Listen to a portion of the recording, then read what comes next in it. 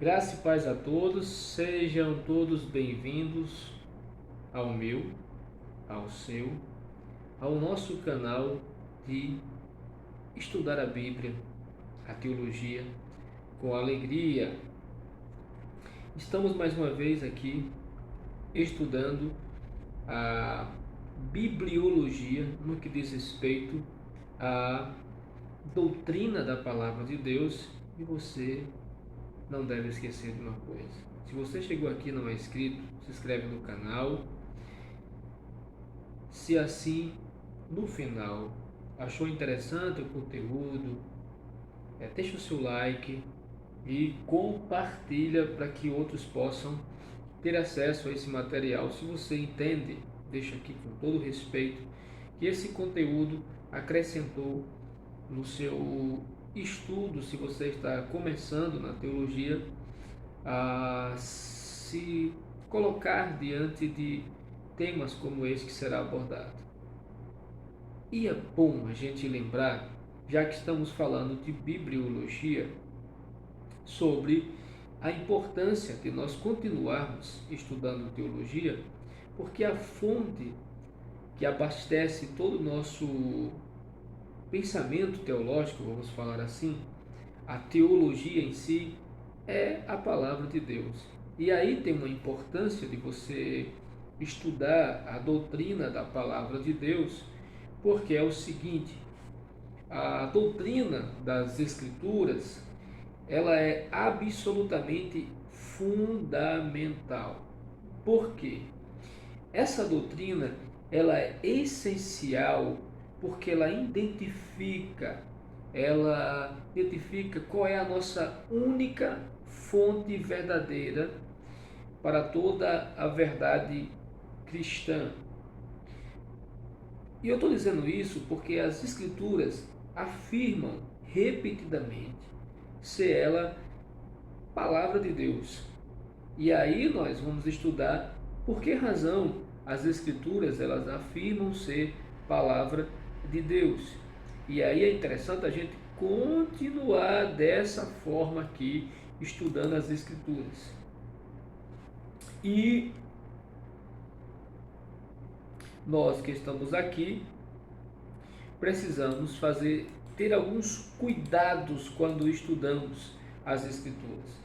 Eu passei aqui nesse momento para lembrar a você a grande necessidade das Escrituras. Por quê?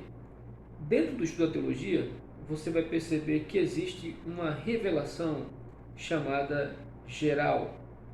Ela, através da criação, ela nos informa algo sobre o poder, sobre a sabedoria, a bondade, os atributos de Deus. Isso é nos informado lá em Romanos, capítulo 1. Você está com a Bíblia na mão? É muito bom que você fundamente tudo que você vai falar com a Bíblia. E os teólogos, na sua fundamentação das suas definições teológicas, a argumentação, eles olharam para aquilo e disseram o seguinte: como a Bíblia ela é a fonte que abastece todo o nosso saber teológico, a teologia, porque os atributos invisíveis de Deus, assim o seu eterno poder, como também a sua própria divindade, claramente se reconhece desde o princípio do mundo, sendo percebidos por meio das coisas que foram criadas. Tais homens são, por isso, indesculpáveis, porquanto, tendo conhecimento de Deus, não glorificam como Deus, nem lhe deram graças, antes tornaram nulos em seus próprios raciocínios, obscurecendo-lhes o coração insensato. E, culcando-se por sábios, tornaram-se loucos e mudaram a glória de Deus, do Deus incorruptível, em semelhança da imagem de homens corruptível, bem como de aves, quadrúpedes e répteis. Este é o grande motivo da necessidade das Escrituras. Como a revelação geral transmite algo sobre o poder, sobre a sabedoria, sobre a bondade, a retidão, a majestade do seu Criador, que é evidenciado pela criação, é mostrado que existe um Criador através da criação, e isso pode ser observado pelo homem pecador, vamos usar aqui essa expressão. O fim último da revelação geral está bem claro aqui pelo texto de Romanos, capítulo 1, 20 em diante, era deixar as pessoas sem desculpa por não reconhecerem a natureza do seu Criador. Devido ao pecado, as pessoas olham para essa revelação de Deus para elas e elas, em vez de adorar o Criador, acabam adorando a criatura.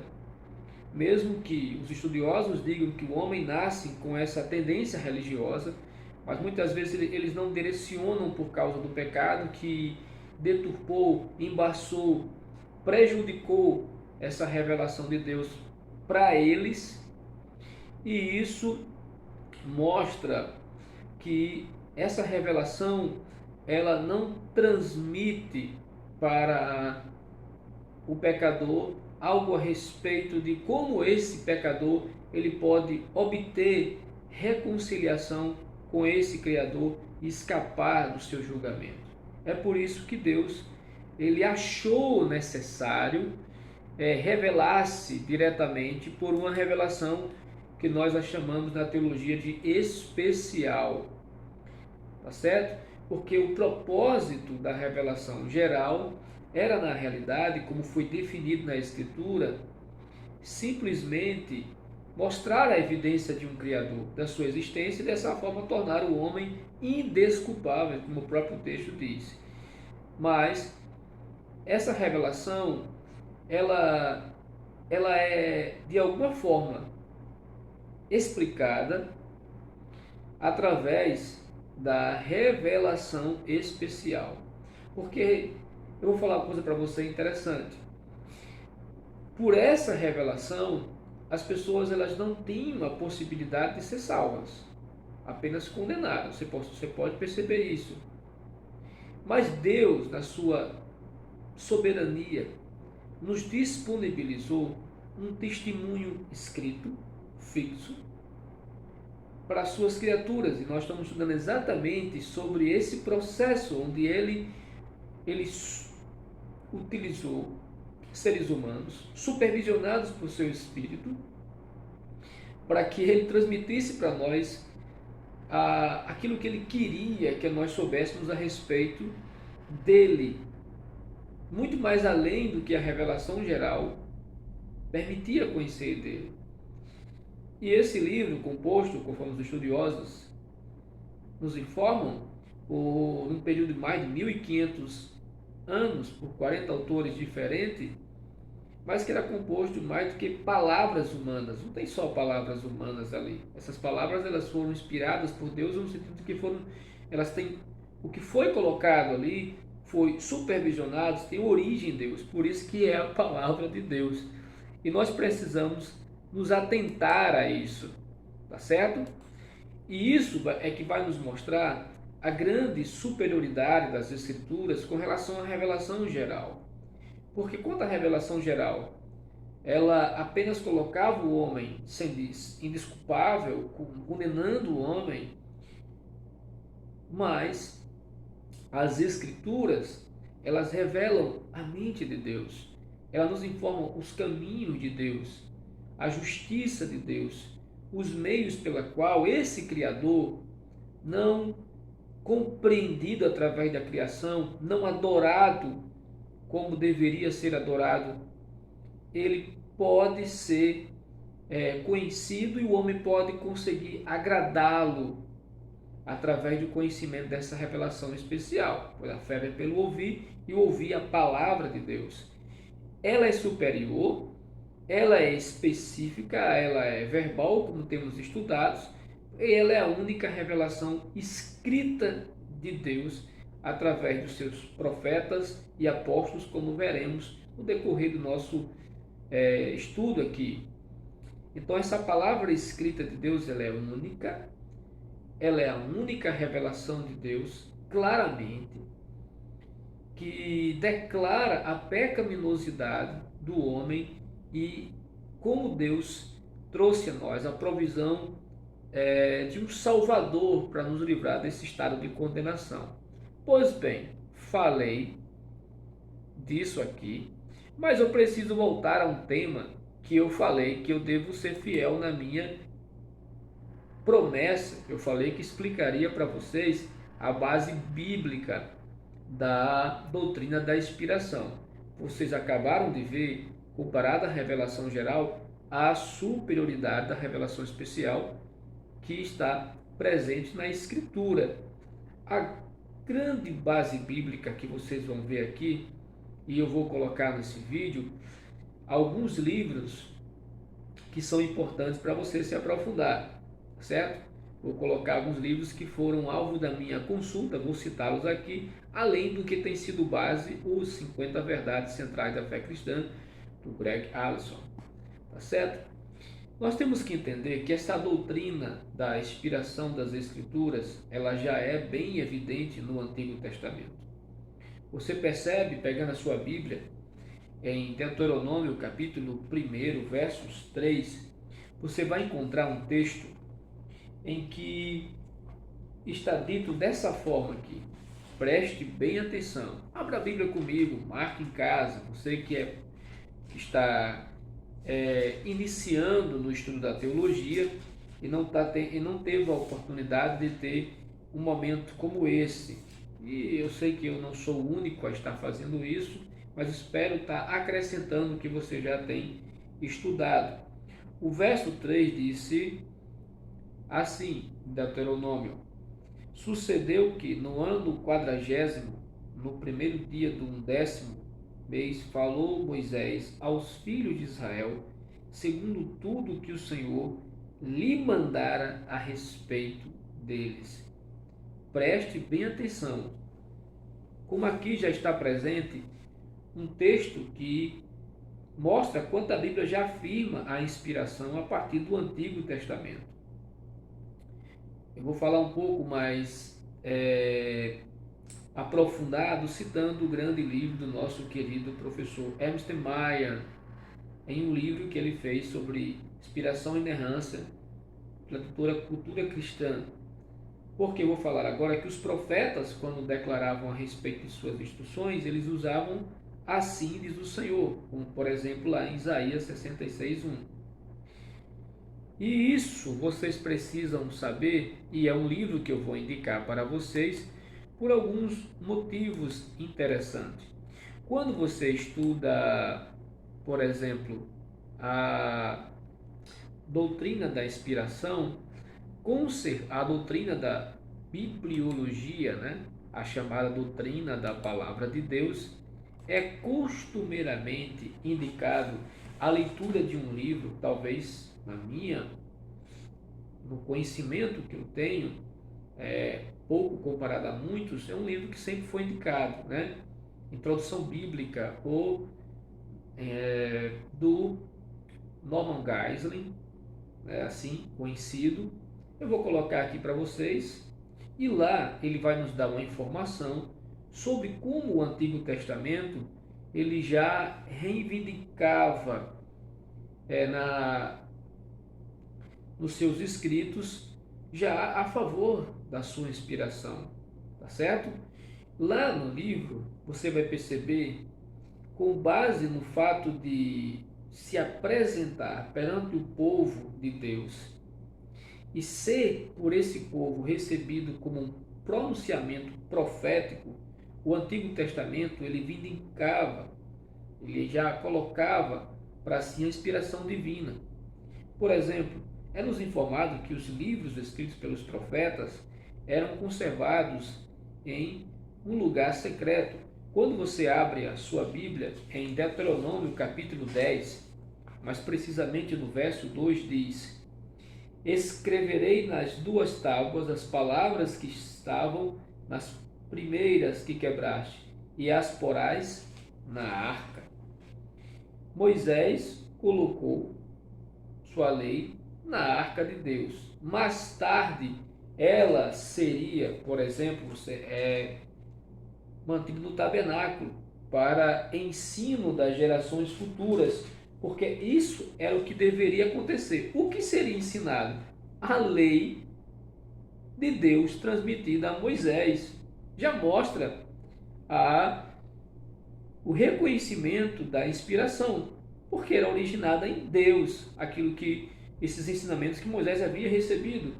Por isso que eles deveriam que ser repassados, para que temas ao Senhor Deus e guarde todos os seus estatutos, mandamentos que eu te ordeno, tu e teu filho do teu filho, todos os dias da tua vida, que teus dias sejam prolongados. Está vendo? Como você pode perceber, esse ensino deveria ser repassado de geração em geração, para que as pessoas conhecessem a Deus ao máximo e provassem isso na sua obediência. Então, cada profeta, depois de Moisés, acrescentou, por exemplo, seus escritos sagrados a essa coleção existente. Logicamente que ao longo da história foi reconhecido como livros inspirados por Deus. Então, segundo o livro do Norman Geisler, o segredo da inspiração do Antigo Testamento está na função profética dos seus escritos. E ele vai colocar que o Antigo Testamento, na qualidade de um texto profético, ele vai lembrar que o profeta era a porta-voz de Deus e que as funções do profeta, eles ficavam claras, vamos dizer assim, as funções deles, nas várias menções que ele fazia. Por exemplo, quando um profeta era chamado homem de Deus, quando o que ele revelava ser escolhido por Deus, ele era chamado de servo de Deus, mensageiro do Senhor, como Isaías 42:19. E isso provava a missão e o serviço dele. Então você vai ver, o fato de um profeta ser porta-voz de Deus já mostra que aquilo que ele transmitia não tinha, de certa forma, origem nele, na mente dele. Foi Deus que passou para ele repassar para o povo. Vinha da parte de Deus. E era a razão do seu próprio chamado. O profeta é aquele que se sentia como Amós. Falou o Senhor, quem não profetizará? Amós 13:8.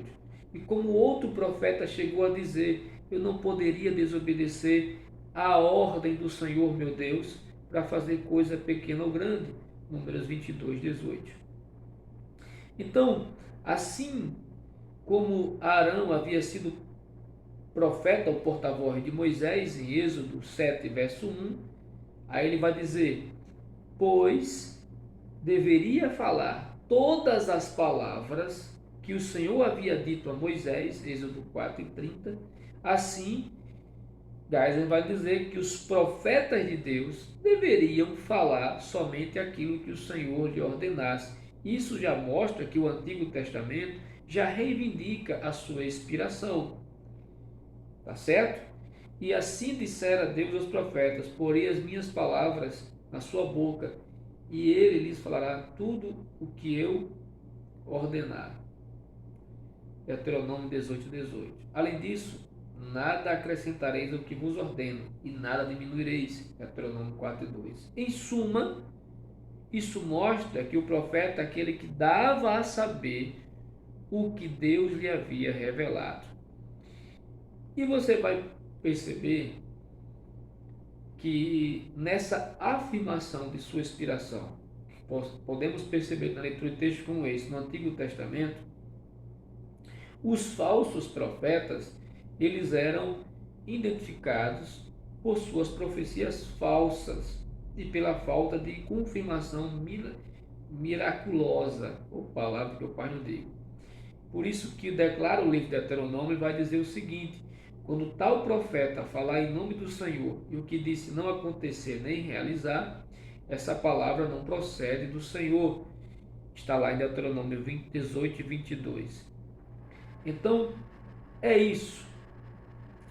Então, sempre ficou claro que na função do profeta de Deus, que o que ele dissera, a palavra dele, era da parte de Deus. Por isso, meus queridos, irmãos, as passagens do Antigo Testamento eram, vamos dizer assim, consideradas declarações proféticas. E Geisen vai nos informar que há várias maneiras de nós comprovarmos tal enunciado. Por exemplo, ele vai dizer que as declarações proféticas eram escritas. Ele vai dizer que muitas das declarações proféticas eram transmitidas oralmente. Tá certo? Mas como nós estamos falando de inspiração, nos interessa aqui o fato de que muitas delas eram registradas, sendo esses registros considerados declarações do próprio Deus. E aí, não há a menor dúvida, segundo ele, que as palavras escritas de Moisés fossem consideradas dotadas de uma autoridade divina. Haja visto, elas precisavam ser repassadas para gerações futuras e elas vão servir de base para muitas vezes as promessas, os julgamentos dos outros profetas.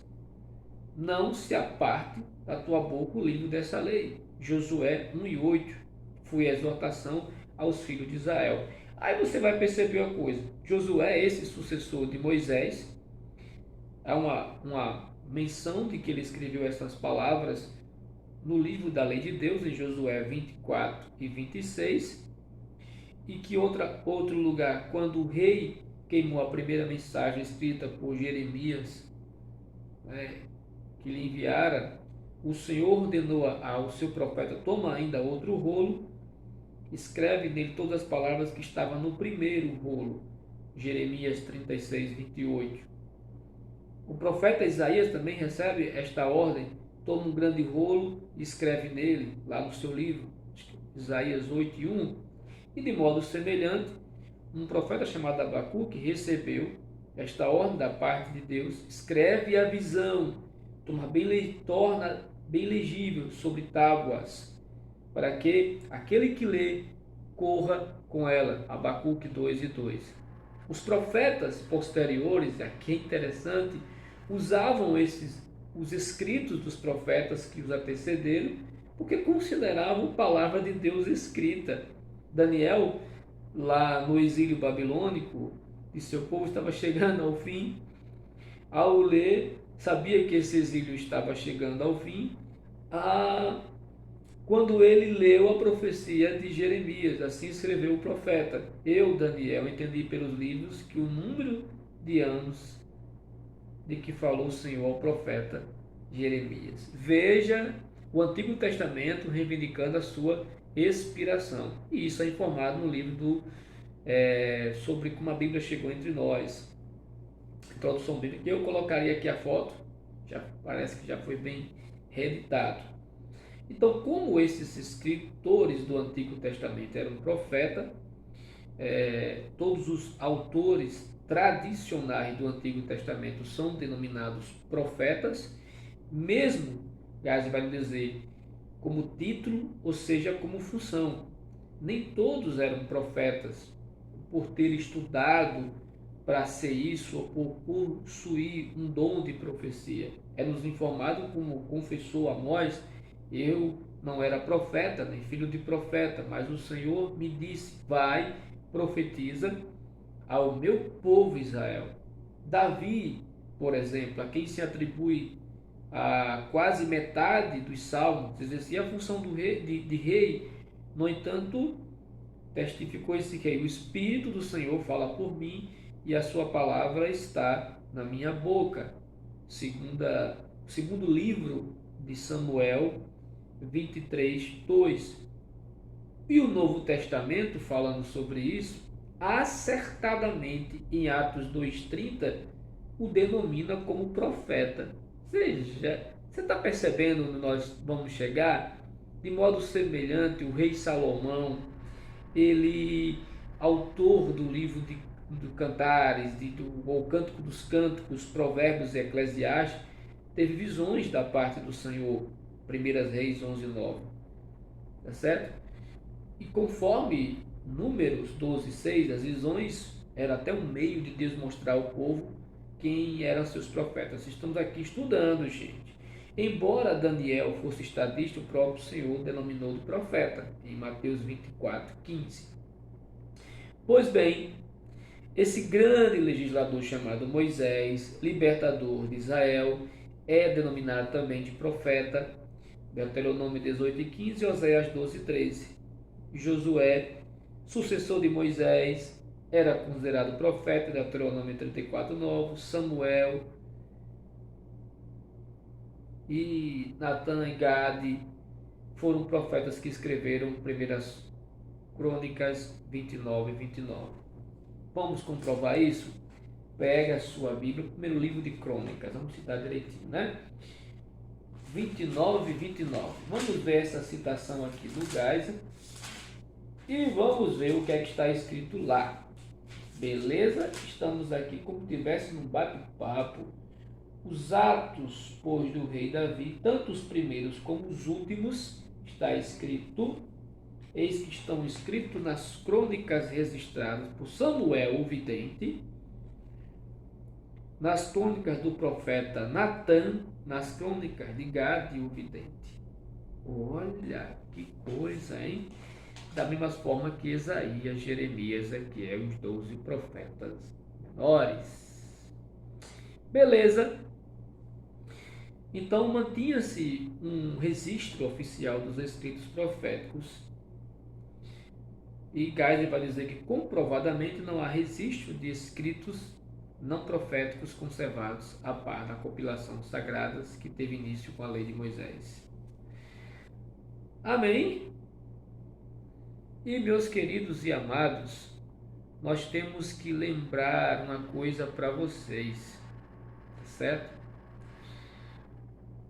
Dito isto, eu vou recomendar esse livro para vocês, o livro do nosso querido professor Ernest Mário, falando sobre esse testemunho da sua inspiração.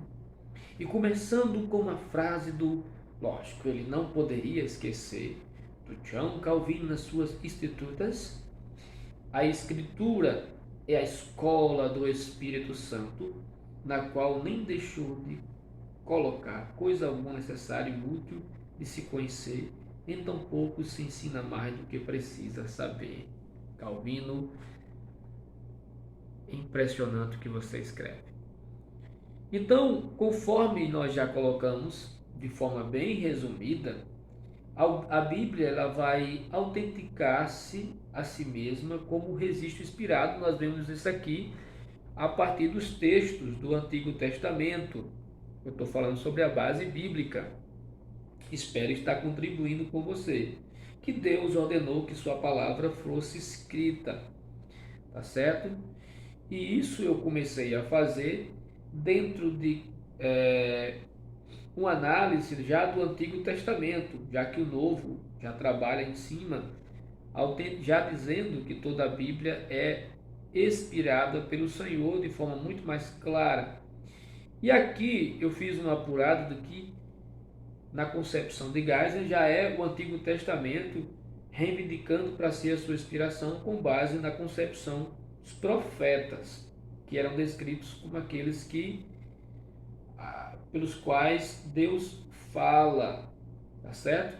E eles não eram os criadores das suas mensagens, nem as adaptavam. Eles transmitiam, como vocês percebiam, o que haviam recebido do Senhor e que exigia deles uma fidelidade, tá certo? Isso garante a inerrância do que foi dito por eles e foi registrado posteriormente e está em nossas mãos, em nossas Bíblias.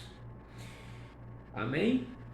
Então, dito isto, nós precisamos passar uma ponte aqui para utilizar esse conhecimento e seguir nessa mesma linha.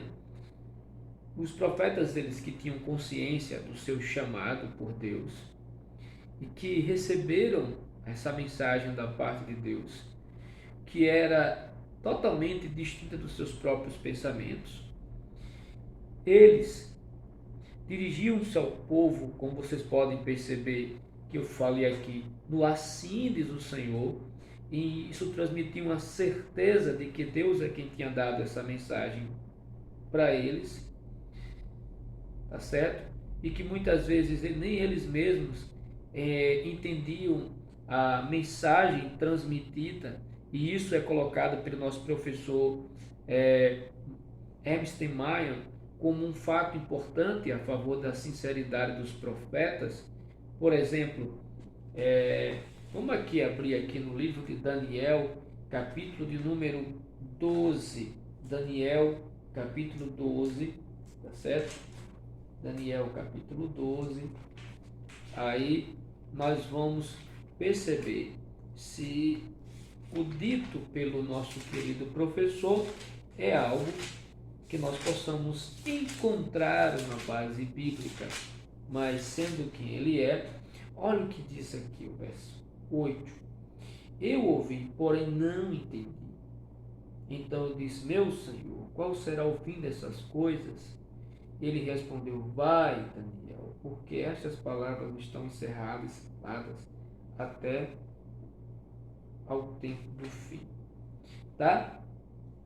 Outro livro faz menção de algo semelhante, Zacarias 1:9.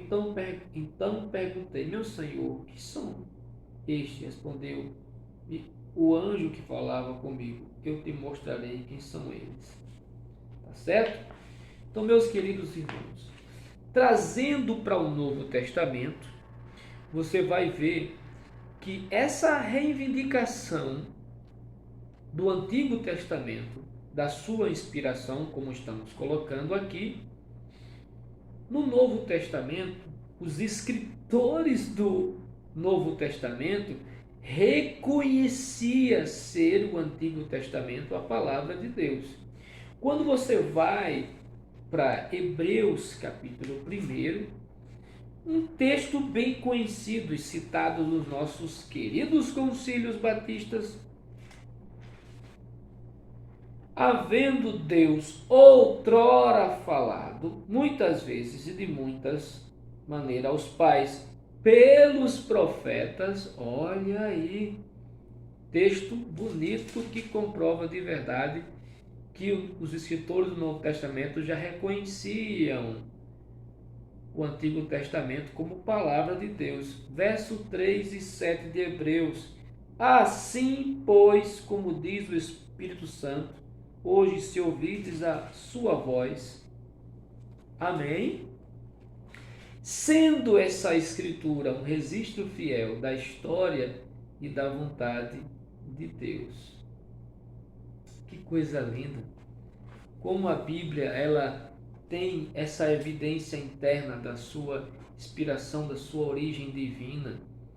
Olha aí, eu vou ler os textos porque eu posso estar ajudando a quem está se preparando para enfrentar o que todos nós pastores batistas enfrentamos, que é o chamado concílio, em que temos que fundamentar as nossas respostas biblicamente. Então, quando você lê Romanos 4, versos 3, você vai perceber, pois, que diz a Escritura? Abraão creu em Deus e isto lhe foi imputado para a justiça. 9:17 vai dizer assim: porque a Escritura diz a Faraó, para isto mesmo te levantei, para mostrar em ti o meu poder e para o meu nome seja anunciado por toda a terra. Amém? Suficiente? Poderia ler outros, Gálatas 3:8, 4:30. Então os apóstolos falavam com a convicção de que estavam pregando e ensinando a palavra inspirada de Deus, dirigida pelo Espírito Santo, como vocês podem perceber. Há uma série de textos, você vai encontrar isso bem claro no livro que eu vou deixar aqui sobre a inspiração e inerrância das Escrituras, do nosso querido pastor Ernst Mayr, lançado pela editora Cultura Cristã. Tá certo? Então, como você vai ver, Paulo e também Pedro colocavam os escritos do Novo Testamento do mesmo nível do Antigo Testamento, tá certo? E você vai perceber que Paulo reconheceu os apóstolos, reconheceu os profetas do mesmo nível como os fundamentos da igreja edificados sobre Cristo a pedra angular em Efésios 2:20. Mas você pode estar perguntando, e você esqueceu de Jesus? Não. Eu vou dizer por final porque Jesus, ele apelava para o Antigo Testamento, considerando o Antigo Testamento a expressão fiel do conselho de Deus. Era o Antigo Testamento a verdade final e decisória. Por quê? Porque Deus é o autor das Escrituras. Então você vai encontrar afirmações diretas das Escrituras no Novo Testamento, declarando enfaticamente que toda a Escritura é palavra de Deus inspirada, inerrante e infalível. Tá certo? Então, eu agradeço demais você ter aguentado esse vídeo de 30 e poucos minutos, ter ficado comigo até aqui. E eu louvo a Deus por estar vivendo esse momento com vocês. E eu tenho a certeza que vocês vão, de alguma forma, ser abençoados, e oro nesse sentido, com aquilo que eu transmiti para vocês. Qualquer coisa que ficou confuso pela metade, que vocês não entenderam, por favor, deixe o seu comentário. Mas eu tenho a plena certeza de uma coisa. Ficou claro que o que garante todo o nosso entendimento de que tudo que foi colocado nas Escrituras e que hoje nós se debruçamos para entender os escritos do Novo Testamento, já que estamos no Testamento, o próprio Jesus prometeu que o Espírito Santo, ele conduziria os apóstolos ensinando, e por isso que nós entendemos que o que foi testemunhado pelos apóstolos escrito é um testemunho fidedigno oficial a respeito da obra de Cristo, tá certo? E o Espírito Santo garantiu isso, e nós entendemos de que quando Paulo escreve, ele entende que as suas instruções eram dadas pelo Senhor, conforme 1 Tessalonicenses 4:2. É verdadeiro o seu testemunho e não era a opinião pessoal, a invenção da cabeça dele. Pedro reconhece que os escritos de Paulo tinham seu lugar com as demais escrituras, ou seja, fazia parte do conjunto de textos inspirados juntos com o Antigo Testamento. Ele cita isso em 2 Pedro 3:15 e 16. No próximo vídeo, os principais erros no estudo da inspiração. Não esquece, se você não é inscrito, se inscreve no canal, deixa o seu like, compartilha esse vídeo, deixa o seu comentário, no mais, fica na graça e na paz de nosso Senhor Jesus Cristo.